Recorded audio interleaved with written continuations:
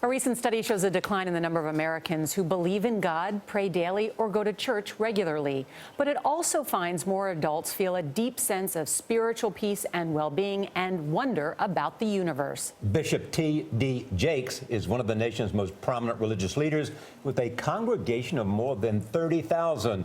He's also a best-selling author. His latest book is called Destiny, Step Into Your Purpose. Bishop Jakes joins us from the Potter House Church in Dallas. Bishop Jakes, good morning and Merry Christmas. Good morning. Merry Christmas to all of you. Good to see you. In the context of what Nora just said about spirituality today, and also the conflicts in the world and the pain in the world and terrorism in the world, what is your Christmas message to your congregation and to people around the world on this Christmas? Well, first, let me comment that I think that the stats don't really take into consideration the way that people ingest information today. I know our church has really had to rehaul to keep up with the streaming and technology. It doesn't always require that you go into a physical building. Much like universities, people are finding new and interesting ways to receive information. My message to the nation is a message of brotherhood and hope. If we would get down to the most simplistic messages that Christ taught, and that is love the Lord thy God with all thy heart, thy mind, and soul, and love thy neighbor as thyself, we wouldn't have some of the many conflicts that we have right now. And so my hope and my prayer and my desire is that we would become more loving. We can't change the world, but we can touch the person across the street. We can certainly do that, Bishop Jakes, but so many people don't. So how do you reassure people who are actually very afraid? They say there are troubling times in racial issues, very troubling times politically, very troubling times religiously. How do you reassure people? You know, I think what the unique thing that we have today is that we access information so quickly. Being a person who grew up in the 60s, we were having great racial conflicts even then. That's not anything new, but we are bombarded with those images in an unprecedented way. Terrorism is a new dimension to the degree that it is coming and from the source that it's coming, but we have always been terrorized in some way or another through the hostility of evil people. I think what we have to do is fortify ourselves with our convictions of faith and love, and also be watchful and be aware of the fact that we do live in a present contemporary society that has conflict and has people who do not hold the values that we hold dear. And when we find them, we have to deal with them, whether they're terrorists, whether they're drug dealers, or whether they're policemen who have gone awry. We have to be aware that evil is a possibility no matter what the profession, nationality, color, or country. As a man of faith, what is your reaction to some of the anti-Muslim rhetoric?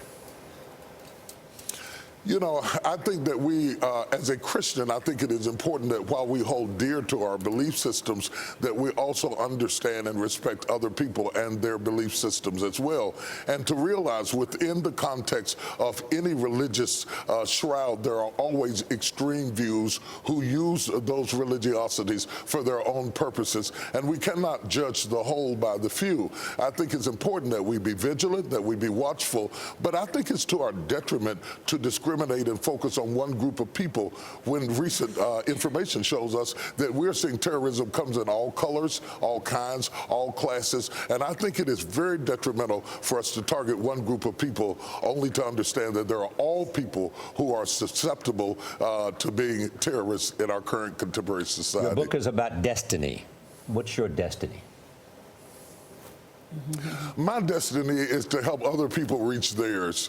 And when I realized that, I became to a large degree a spiritual teacher, a spiritual leader, a pastor, and through all ways available to me to just try to help other people to move forward in their lives. And I don't know whether it is the nostalgia of getting older or what it is, but I'm very concerned about the next generation, that we arm them with the tools and the equipment that they need to facilitate their future and not to stand in their way, but to help ease the conflict of finding your way through a very perplexing world and a very confusing time. And I wrote about that in the book Destiny. Yeah.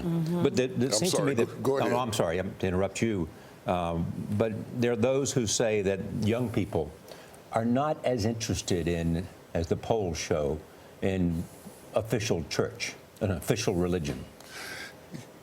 I'm glad you brought that up, Charlie. You know, one of the amazing things I'm finding as I work with millennials, while they may not be as apt to want to go into a building, that is also true about their work style. They don't like to come into the office to work. They like to ingest information through technology. And we have had 40,000 people per week streaming our services, and I have had to learn to adapt to how they choose to receive information. It is not the building that's important. It is the message that's important. Christ never saw a sanctuary like we see today in our contemporary society, and our fidelity cannot be to our structures, our organizations, our denominations, but our fidelity must be to the Word of God and the propelling of the message of love, hope, and peace. You have written about instinct, you have written about forgiveness, you have written about purpose. I'm fascinated why you chose the topic of destiny in particular. Because I think that we need to understand that we have a guide and a compass and a course of life. The Apostle Paul said, I have finished my course. While in reality, many people today don't even know their course. They are just going through the motions on the treadmill of life in the absence of a sense of purpose and a sense of destiny. Destiny is what draws us. If you think, Gail, of instincts being metal, think of destiny as being the magnet that pulls us toward an expected end. Most of us who end up in the greatest careers, the most fulfilling lives, there was something that drew us into it, a proclivity to be drawn in that way. And I try to point that out in the book Destiny, that destiny pulls you away from distractions and away from side roads and side trails that we all have gotten into from time to time and gets us back on course. We need people on course doing the thing that they were created to do. Bishop Jakes, your book resonated with me because you write that destiny is spelled prioritize. And you say prioritize your relationship, prioritize your finance, prioritize what's important for you. How important is that for people to step back and say focus on the most important things in your life? You know, when we do step back, we find that we're bombarded with so much noise. We have so much noise coming at us through the technology that we've created. As good as it is on one hand, many times it advertises what's going on with this person or that person. And we want to be like the Kardashians or the presidents or the senators or some actor. And we are distracted by the beauty of other people's lives to the detriment of our own. In the stillness and the quietness of introspection, you can then begin to reevaluate at this stage in my life, am I doing the thing that gives me the most fulfillment? And I might also say to your viewers today that many times what gave you fulfillment at one stage in your life may not be what gives you the fulfillment at the next stage in your life. Give yourself permission to move on and don't remain loyal to who you used to be at the detriment of the potential of who you can be. That is such good advice. I know, it's such good advice. So many people miss that message. I love that sentiment of that.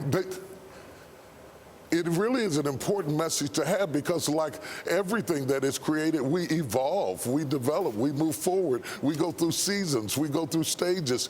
And it doesn't mean that you fail because the season is over. It just means that you are progressing into the next dimension of your life. And if you understand that, you don't fight some of the things that we're fighting now. We're so afraid of age. We're so afraid of not staying in one spot or doing what we are expected to do rather than what we are created to do.